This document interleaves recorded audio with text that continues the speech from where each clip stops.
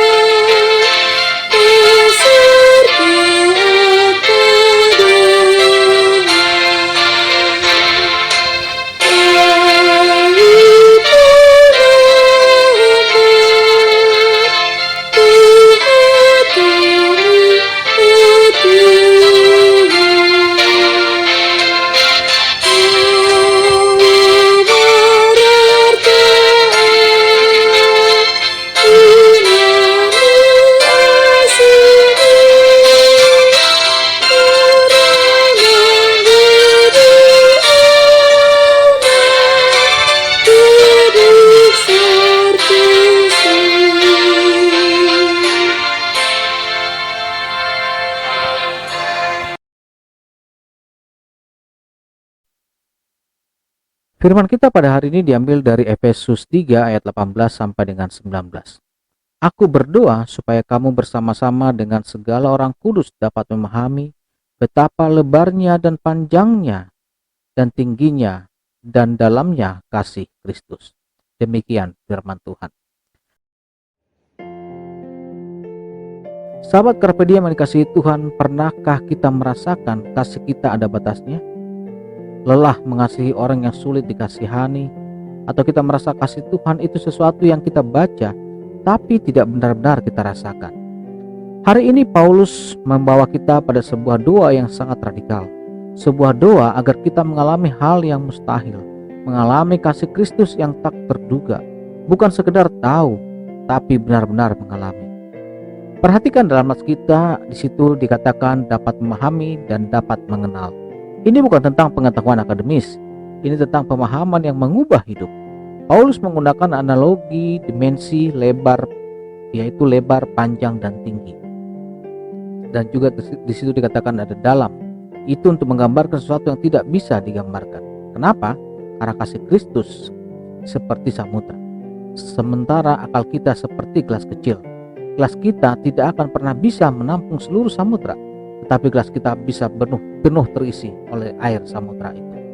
Sahabat Carpe Diem yang kasih oleh Tuhan Yesus Kristus, apa yang bisa kita pelajari dari nats ini? Yang pertama adalah dimensi kasih Kristus. Ayat 18, kasih yang melengkapi seluruh hidup kita. Mari kita bayangkan kasih Kristus seperti sebuah rumah atau benteng yang megah. Lebarnya kasih Kristus ini berbicara tentang jangkauannya yang inklusif, kasihnya yang mencakup semua suku, bangsa, dan latar belakang. Tidak ada seorang pun yang berada di luar jangkauan kasihnya. Dia mengasihi orang yang kita anggap tidak layak dikasihi, dan juga mengasihi kita di saat kita paling jatuh sekali. Panjangnya kasih Kristus ini berbicara tentang ketekunannya yang kekal. Kasihnya tidak berawal dan tidak berakhir. Dari kekal sampai kekal, kasihnya tetap sama. Tidak ada masa lalu yang terlalu kelam yang tidak bisa dijangkau oleh pengampunannya, dan tidak ada masa depan yang terlalu suram yang tidak bisa diterangi oleh kesetiaannya. Tingginya kasih Kristus ini berbicara tentang kemuliaan dan kuasanya. Kasihnya mengangkat kita dari lumpur dosa dan membawa kita kepada kemuliaan. Kasihnya bukan hanya menyelamatkan kita dari neraka, tetapi mengangkat kita menjadi anak-anak raja. Dalamnya kasih Kristus ini berbicara tentang pengorbanan dan pemulihannya. Kasihnya turun ke dalam lubang dosa yang paling dalam, ke dalam penderitaan yang paling getir, untuk menyembuhkan dan memulihkan. Tidak ada luka yang terlalu dalam yang tidak bisa disembuhkan oleh kasih Yesus Kristus. Yang kedua adalah pengalaman yang melampaui pengetahuan. Kasih yang harus didalami. Sekalipun ia melampaui segala pengetahuan, inilah paradoks yang indah. Kita dipanggil untuk mengenal sesuatu yang tidak bisa sepenuhnya kita ketahui. Bagaimana caranya? Bukan dengan akal, tetapi dengan hati dan pengalaman. Kita mengenal panas api bukan dengan membaca teorinya, tetapi dengan mendekat ke perapian. Kita mengenal kasih Kristus dengan membiarkan diri kita dikasihi olehnya dan merespon kasih itu dengan mengasihi dia dan sesama. Sahabat Carpe Diem yang dikasihi Tuhan, kasih Kristus bukanlah subjek ujian yang harus kita jawab, tapi sebuah samudera yang harus kita jelajahi.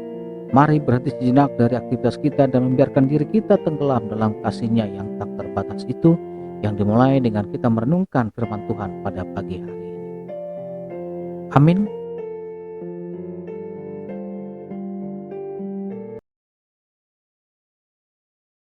Kita bersatu dalam doa. Bapa yang kasih-Nya tak berkesudahan, kami datang kepadamu dan berterima kasih untuk firman-Mu ya Tuhan. Kami lelah hanya mengetahui-Mu dari jarak jauh. Kami rindu mengalami segala perbuatan dan kasih-Mu. Jadikanlah doa Paulus ini menjadi kenyataan dalam hidup kami Tuhan. Dari pagi sampai sore nanti, sampai kami kembali dari segala aktivitas kami, untuk bersama-sama dengan keluarga kami Tuhan. Tuhan Yesus, ajarlah kami Tuhan bersama-sama dengan semua orang kudus, untuk benar-benar memahami lebarnya kasih-Mu yang menerima kami, panjangnya kasih-Mu yang setia, tingginya kasih-Mu yang memuliakan, dan dalamnya kasih-Mu yang memulihkan kami. Penuhilah kami dengan segala kepenuhan-Mu, sampai kami menjadi saluran kasih-Mu yang berkelimpahan bagi dunia yang haus ini. Di dalam nama Yesus Kristus yang telah menyatakan kasih-Mu yang sempurna, kami berdoa dan memohon ampunan atas segala dosa dan kesalahan kami. Kasih karunia dari Tuhan Yesus Kristus dan kasih dari Allah Bapa dan persekutuan Roh Kudus menyertai kita sekalian hari ini dan sampai selama-lamanya. Amin.